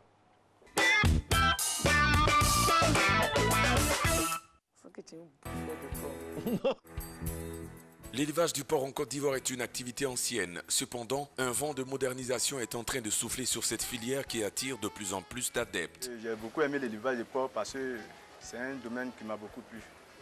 Parce que je sais que c'est rentable. L'élevage du porc vraiment m'intéressait. Donc j'ai essayé de rentrer un peu dans l'élevage du porc. C'est rentable parce que quand je vois l'évolution des porcs, ça me permet d'avoir plus de gains. Pendant au moins 6 mois, tu peux t'en sortir avec le triple même de ce que tu as dépensé. Faire décroître le taux de chômage et reculer la pauvreté peut être un facteur favorisant l'intérêt de plus en plus suscité par la filière porcine. Au regard des dividendes générés par cette activité, l'on peut dire qu'elle est très rentable. Cependant, intéressons-nous à savoir si l'investissement dans ce secteur est à la portée de tous. Pour commencer une ferme, il faut au moins un sou de au moins de 200 à 500 000 francs pour mieux entamer. Cet argent commence d'abord par les loges. Après avoir fini de placer tous les loges, vous êtes obligé maintenant de vous baser sur la nourriture. Après avoir connu tout coin dont on paye la nourriture, maintenant vous passez maintenant au porcelet. La mise en place d'un élevage moderne de porc est soumise à des règles bien précises. Nous avons d'abord l'installation du parc animal qui doit être suffisamment éloigné des lieux d'habitation de l'homme pour des raisons sanitaires. Aussi, pour gagner du temps et réaliser des économies sur le soin et l'alimentation, il est souhaitable d'acquérir des porcs déjà matures et prêts à la reproduction. Il est donc recommandé par exemple une alimentation contenant du rémoulage de blé, du manioc, des tourteaux de coton ou d'arachide, de la farine de poisson ou de viande, des os et de sels minéraux. Une autre étape essentielle à la reproduction où la truie donne naissance à 8 ou 10 petits en moyenne par portée dès l'âge de 12 mois et peut voir 2 portées par an. Leur croissance rapide va donc permettre de vite constituer ou reconstituer un troupeau. La commercialisation du porc, quant à elle, se fait plus facilement que celle des autres produits d'élevage. Les bêtes étant vendues au kilogramme après 2 ans d'activité, l'éleveur peut se voir aisément millionnaire. N'oublions pas que le porc est souvent sujet à des maladies, ce qui entraîne souvent l'abattage systématique des bêtes. Aussi, faut-il constamment veiller à la bonne santé de l'animal par un vétérinaire et des séances de vaccination régulières, vu que la prévention demeure la seule forme de défense efficace. Bon, le conseil que j'aimerais donner aux jeunes d'aujourd'hui, c'est qu'ils se débrouillent et avoir la foi dans ce qu'ils font, pour qu'ils s'en sortent demain, car l'élevage des porcs est très rentable et ça permet aussi aux jeunes de s'en sortir. Je lance le message à jeunes Ivoiriens pour qu'ils puissent vraiment aimer l'élevage. Dans l'élevage, on peut vraiment s'en sortir et faire beaucoup de choses. L'élevage de porc est une belle aubaine pour les chômeurs de sortir de la pauvreté et bien aussi pour les investisseurs désirant fructifier leurs ressources financières. L'élevage de porc est un secteur créateur de richesses. L'élevage de porc, quelle rentabilité? On va en parler maintenant avec nos invités qui sont bien installés. Monsieur Gérard Akopé, on l'a déjà dit, hein, vous êtes ingénieur agronome CIVAC, ministère des Ressources animales. C'est quoi la CIVAC? Je vous remercie. La CIVAC, c'est la Société ivoirienne d'abattage et de charcuterie. Elle existe depuis 1990, où l'État du Côte d'Ivoire a décidé d'impulser le développement de la filière porcine. C'est une structure qui a été mise en place par le biais de l'État du Côte d'Ivoire et des partenaires extérieurs.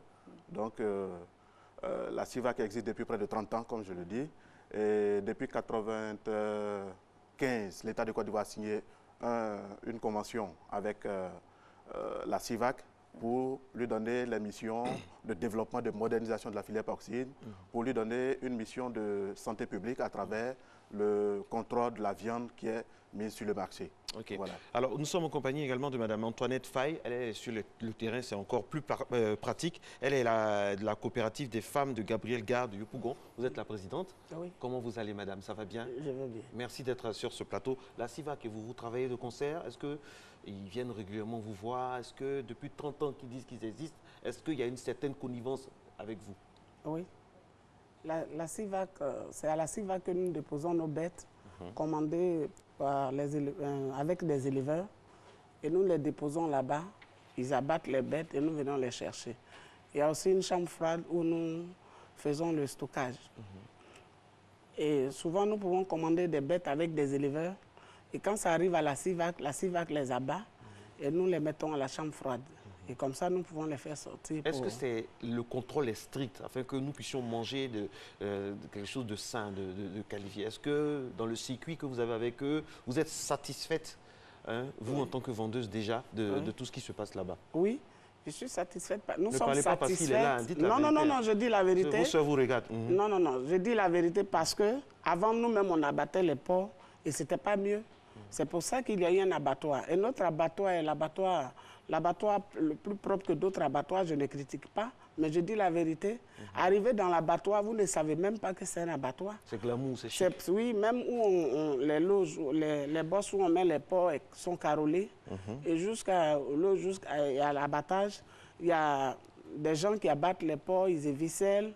Et après ça, il y a un service vétérinaire bien compétent. Bien organisé. Bien organisé aussi, qui inspecte les porcs. D'accord. Alors, M. Akopé, présentez-nous la filière porcine, l'état des lieux de la filière porcine en Côte d'Ivoire. J'ai dit qu'il n'y a pas grand nombre, il n'y a pas trop, c'est pas trop étendu. Qu'est-ce qui se passe concrètement? D'accord. Pour ce qui concerne l'état des lieux, on peut dire que c'est une filière qui s'est organisée dès les années 90, où l'État s'est intéressé à ça pour pouvoir nourrir la population ivoirienne en protéines animales. Il y a eu un élan de développement à travers plusieurs projets qui étaient mis en place, mais il y a eu malheureusement pour nous la survenue de la première crise sanitaire à laquelle nous avons été confrontés, la peste porcine, qui a carrément décimé plus de 60% du cheptel. Donc vous voyez que nous sommes revenus pratiquement à zéro. Aujourd'hui, plusieurs projets sont lancés pour l'amélioration génétique, pour l'alimentation, pour la technicité des éleveurs. Donc c'est une filière qui est en reconstruction, qui redémarre disons à plein régime. Des organisations professionnelles existent, elles sont dynamiques. Nous avons même au sein de la filière une interprofession qui a été mise en place. Et donc tout est en place effectivement pour pouvoir offrir des activités aux éleveurs, offrir de la viande aux consommateurs. Alors madame, dites-nous, à quel moment vous avez décidé de vous investir dedans? Est-ce que vous avez entendu parler dans la vente? Vous avez entendu parler de la rentabilité? Vous connaissiez quelqu'un qui gagnait bien sa vie dedans? Qu'est-ce qui a fait le déclic chez vous? Bon, j'étais encore très jeune. Même étant à l'école primaire, j'aidais ma mère à travailler. Et j'ai vu que ce n'est pas forcément à l'école qu'il faut réussir. Et quand tu veux te battre, tu arrives. Et j'ai commencé là depuis 78, étant à l'école primaire. Et là, nous étions en bas, sous des préaux. Après, c'est Gabriel Gare qui a été construite et a été construit dans tous les 10 communes d'Abidjan. Après, ils ont fait l'abattoir. Et c'est un commerce qui est bien rentable, qui nourrit son homme.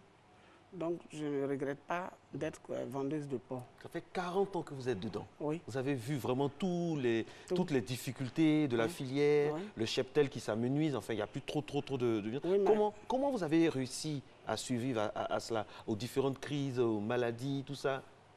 Oui, mais quand tu veux travailler et que tu donnes ton cœur sincèrement, que ce soit crise ou pas, tu es arrêté, tu attends que ça passe pour que tu continues. Donc, si après la crise, nous sommes des femmes qui veulent vraiment travailler, nous sortons de la Côte d'Ivoire pour aller chercher des bêtes. C'est pas, là, on vous voit sur le terrain. Là, on vous voit sur le terrain, là.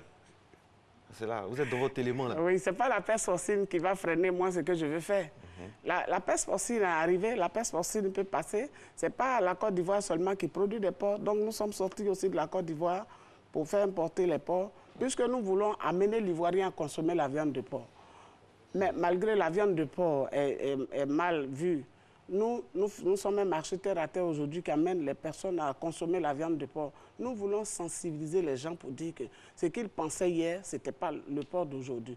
Puisque le porc d'aujourd'hui, il est élevé sur les élevages, il est bien traité, des élevages jusqu'à la CIVAC, il y a des suivis, il y a un service vétérinaire sur les fermes, il y a des services vétérinaires à la CIVAC où on abat les porcs, même où on met les porcs à la chambre froide. Il y a un vétérinaire aussi qui suit là-bas. C'est-à-dire qu'il faut sortir de l'image selon laquelle le porc est sale, c'est la nourriture des pauvres. On entend ça souvent, hein, monsieur? Mais ça, c'est l'Africain. C'est une conception de truc. Mais ce qu'il faut remarquer, c'est qu'en termes d'information, il faut savoir que la viande de porc, c'est la viande la plus consommée au monde. Au monde? Au monde. Ah ouais. En Côte d'Ivoire, c'est vrai que la consommation selon quel chiffre, quelle statistique? Ailleurs, nous sommes à 25-35 kilos par habitant et par an. Vous dites que la viande de porc est la plus consommée au monde. Vous vous asseyez, vous basez sur quelle statistique? L'OMS? Les statistiques, comment je peux dire ça? Les données pas l'OMS, mais de la consommation mondiale. Quand on regarde les statistiques de consommation mondiale, le ratio par pays, les différentes protéines animales, donc que ce soit la viande bovine, la viande ovine, la volaille, etc., la viande porcine se trouve largement au-dessus. Mais ailleurs, ce qu'il faut remarquer, c'est que la consommation est plus orientée sur les produits transformés, donc les charcuteries, les jambons et autres. En Côte d'Ivoire, c'est plus la viande fraîche. Voilà, donc toutes les sensibilisations que nous faisons, que ce soit pendant nos sessions de journée de promotion de la viande porcine, pendant le festival du porc que nous organisons, donc c'est pour amener le consommateur à savoir que la viande porcine, elle est salubre, elle est produite, le porc est produit dans des conditions hygiéniques, elle est digeste, suivies, et que surtout, on peut avoir une variabilité de présentation pour le consommateur. Voilà. À entendre Mme Faye, on se rend compte que la viande porcine pourrait nous permettre d'engraisser nos revenus. C'est la réalité? Si oui, comment on démarre? D'accord. Effectivement, on peut faire des affaires en matière d'élevage porcin. On peut faire des affaires. Comment ça se passe? On peut dire que pour démarrer son exploitation porcine, il faut s'adresser à nos services. C'est vrai que nous sommes à Abidjan, mais le ministère des Ressources animales et halieutiques est représenté sur toute l'étendue du territoire ivoirien. Voilà. Donc, la première chose, quand vous avez l'envie de vous lancer dans l'élevage porcin, il faut vous rapprocher des services techniques pour avoir la bonne information avant de démarrer. Nous avons reçu des personnes qui ont démarré, qui ont rencontré des difficultés, qui reviennent vers nous. Quand on leur dit recommencer, ça pose problème. Mais quand vous venez vers nous, on vous donne le processus. Il faut avoir un terrain, il faut avoir un point d'eau sur son site. On va aller tout doucement.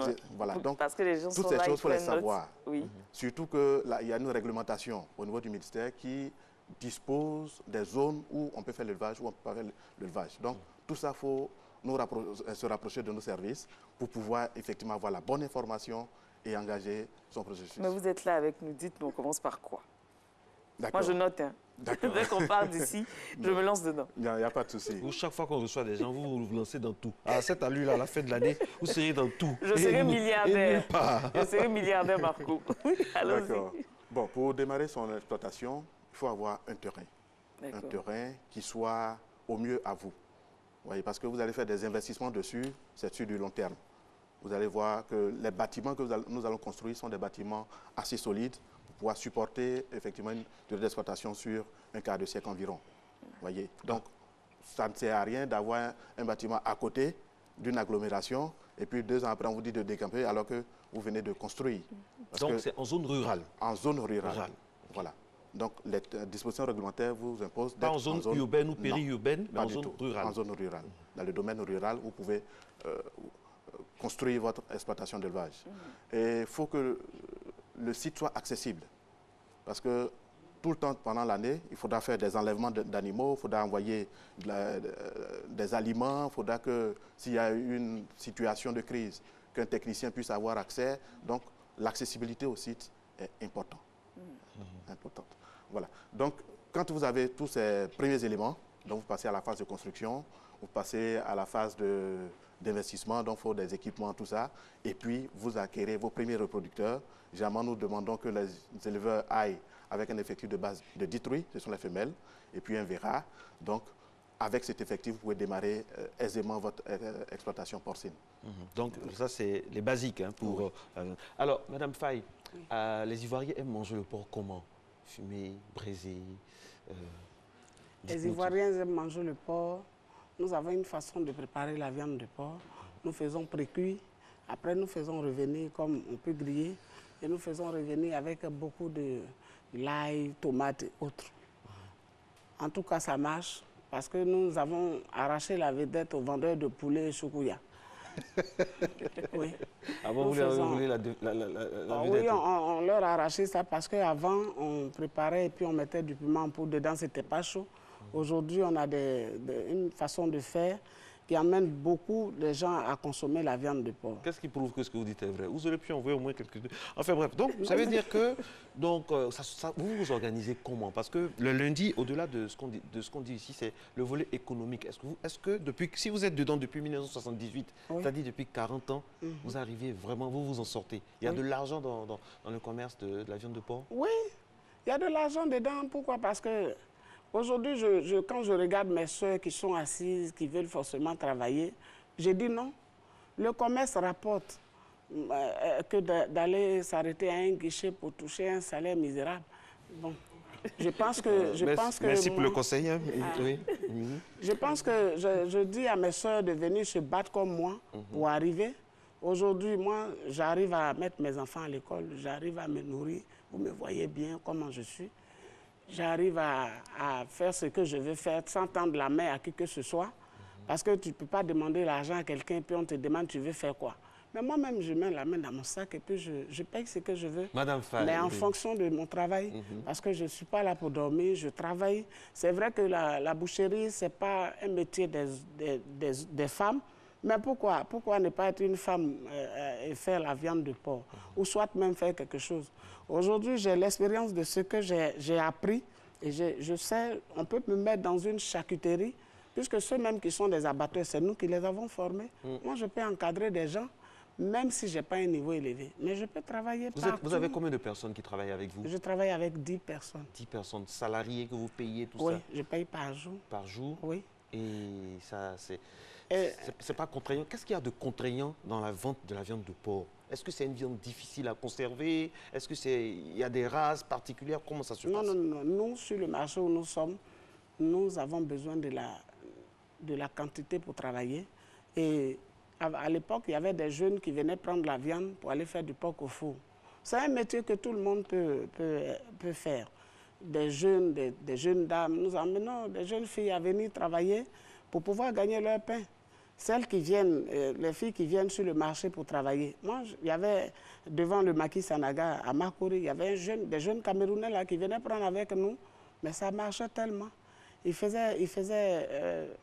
prenaient des porcs du lundi au jeudi, ils prenaient soit 10 porcs et du jeudi au lundi, ils venaient payer. Pourquoi les jeunes de maintenant veulent seulement aller s'asseoir dans les bureaux? Qu'ils viennent travailler dans la filière porcine. Parlons de chiffres. Quand vous prenez 1 kilo de porc, vous gagnez combien là-dessus? Nous, on prend des porcs, pas 1 kilo de porc. Bon, nous, on peut prendre, soit moi, je peux abattre 80 porcs par semaine. Wow. Et moi, quand je les dépose à la CIVAC, il y a des gens qui viennent les prendre pour aller les revendre. Et au sein de la CIVAC aussi, devant la CIVAC, il y a des jeunes filles qui viennent prendre les tripes. Tout ce qui sort de l'intérieur du porc pour aller les revendre devant des maquis ou soit dans des quartiers, ou même au marché. Ça veut dire que dans le porc, il n'y a pas quelque chose qu'on jette, soit peut-être ce qu'on enlève avec ce qui est dans les intestins. Mais l'intestin de porc est beaucoup consommé, foie et autres. Donc c'est un commerce qui nourrit son homme, personne ne se plaint dedans. Voilà. Monsieur Akopé, est-ce que la filière porcine est sécurisée? Là, on a parlé d'intestin. Est-ce qu'on peut tout manger sur le porc? On peut tout manger dans le porc. Tout se transforme au niveau du porc. Tout se transforme? Oui, tout se transforme et se consomme. Exemple? Même si on prend déjà... On peut faire des pinceaux avec la peau? Exactement. Non, pas la peau, mais les poils. Les poils, pardon. Voilà. Les pinceaux. Oui. Les pinceaux. Des brosses, des pinceaux avec les poils. Donc, tout dans le porc s'utilise sous quelque forme que ce soit dans le domaine alimentaire, que ce soit dans le domaine de l'industrie pharmaceutique, en tout cas dans plein de domaines. Et je vais peut-être vous surprendre, parce que moi-même j'ai appris, ça fait même pas peut-être une semaine, même en armement. On utilise le porc pour produire des balles. Des balles? Oui. Quand même. Donc le porc c'est vraiment extraordinaire. Je vais bien prendre des balles, mais de nourriture, de bons morceaux. Oui, mais ça, comme je le dis, c'est dernièrement que j'ai appris ça dans les recherches, etc. Bon, vous voyez, donc c'est pour dire que le porc se retrouve dans énormément de produits qu'on utilise au quotidien. Et quand on démarre l'activité, après combien de temps on commence à récolter les fruits de notre investissement? D'accord. En élevage de porc, pour aller simple, il faut se donner une année d'investissement. Il faut se donner une année d'investissement parce que si nous avons le temps de parler un peu de biologie, vous allez vous rendre compte que lorsqu'on met la truie, qui est la femelle, en accouplement, la durée de la gestation, c'est à peu près 4 mois, 3 mois, 3 semaines et 3 jours. Donc, au bout de ce temps, elle va mettre bas. En moyenne, c'est vrai que dans le reportage, ils étaient autour de 8. Mais aujourd'hui, nous avons des trucs qui vont jusqu'à 14-16 petits par portée. Donc, une portée, c'est une mise bas. Voyez. Donc, la truie peut mettre bas à environ 14-16 petits. Et donc, après la mise bas, il faut attendre à peu près 8-9 mois pour vendre un porc charcutier qui soit autour de 100 kg. Voilà. Donc, ça fait à peu près 1 an où vous ne pouvez pas le vendre. Voyez. Donc, il faut 1 an d'investissement. À partir de la 2e année, le promoteur commence à vendre ses animaux et commence à réaliser des bénéfices. Et à côté de tout cela, les porcs mangent tous les jours? Exactement, ils mangent tous les jours. Ils mangent quoi? Ce qui est intéressant, ils mangent du tout ce que l'homme mange. Ah, justement, on nous a dit que les porcs mangeaient des déchets. Non, ça c'est dans un système, à la limite, disons dans un système villageois traditionnel où le porc il est coureur. C'est-à-dire qu'il se débrouille dans la nature. Voilà. Donc c'est pas un manque de certains éléments qu'il va vers ces choses. Sinon, le porc que nous conseillons, l'activité que nous conseillons, c'est une activité économique. Voilà, donc on ne va pas laisser le porc avec, disons, une papaye et puis aller se... Voilà. Donc tout à l'heure, dans le reportage, si on a fait attention, le monsieur il a dit il faut avoir de la motivation, il faut être intéressé. Donc pour l'élevage du porc, il faut avoir du temps. Il faut avoir du temps pour pouvoir se consacrer à ça, suivre ces animaux et effectivement respirer, avoir au bout du compte, à partir d'1 an, vendre ces animaux. Alors, je rappelle que la viande de porc contient du fer pour le sang et d'autres minéraux tels que le magnésium, le sodium, le phosphore et le zinc pour renforcer le système osseux et tous les acides aminés indispensables à l'homme. On comprend pourquoi nos frères et amis français, vraiment, ça fait partie, c'est une institution dans de nombreux pays, notamment la France. Et vous, ici, vous nous avez donné une information en exclusivité à Matin Bonheur. Les vendeuses de porc ont réussi à voler la vedette aux vendeurs de choukouya et de poulet. Ça va continuer. Ça va continuer. Oui. Vous pouvez tenir la suite? On tient. J'aime bien votre sérénité. Oui. On tient parce qu'il faut travailler, il faut nourrir les Ivoiriens. Vous voyez que notre viande que nous vendons, même si avec 500 francs, vous pouvez déguster la viande de porc. Elle est bien rassasiée. Oui, elle est bien rassasiée. Voilà, dites-moi, moi je vais m'amuser un peu. Quel est le menu idéal? Nissi et moi, samedi soir, vers 19 h, on va chez vous. Oui. Qu'est-ce que vous allez nous proposer pour nous épater? Nous avons la chair, les côtelettes, nous avons tout. Et puis le samedi, il y a des gens qui viennent, même à des cérémonies, il faut que la viande de porc soit là. Donc ils viennent avec des bols. Vous allez couper la partie, il n'y a pas trop de graisse là? Non, il n'y a même pas de graisse même. Les porcs qui sont élevés, les gens ont tendance à dire le porc est gras, il est ceci. Non, mais la viande, nous parlons de la viande d'aujourd'hui. Le porc qui a été élevé sur les élevages, qui est bien traité par des services vétérinaires. Nous parlons de la viande d'aujourd'hui, on ne parle pas de la viande du passé. Comme ce qu'on voit actuellement là. Oui. Soro, félicité, merci voilà, de nous donner... Il n'y a pas de gras dans ce que nous voyons, que ce qui est exposé là, il n'y a pas de gras dedans. Là, le morceau à combien comme ça? Le morceau à 500 000 francs et 2000. Madame, c'est un peu cher quand même. Hein? Non, ce n'est pas cher, c'est des gros morceaux. Vous ne pouvez pas finir un morceau de 2000. Ah bon? Et là que vous voyez que nous avons... Qu'est-ce que vous en savez? J'ai dit tout à l'heure que nous voulons amener l'Ivoirien à consommer et d'oublier son idée d'hier de dire que le porc est sale, il est ceci. C'est pour ça que nous exposons la viande pour que les gens voient bien ce que nous faisons. Et après ça, après avoir exposé la viande, comme nous sommes au bord de la route, pour que celui qui consomme la viande soit protégé aussi, nous prenons cette viande-là et nous la faisons revenir avec des condiments. Il y en a beaucoup qui aiment du piment. Donc nous avons des pâtes de piment que nous prenons pour préparer, pour que vraiment quand la personne mange, pour qu'il revienne demain. Donc là-bas, c'est aller-retour.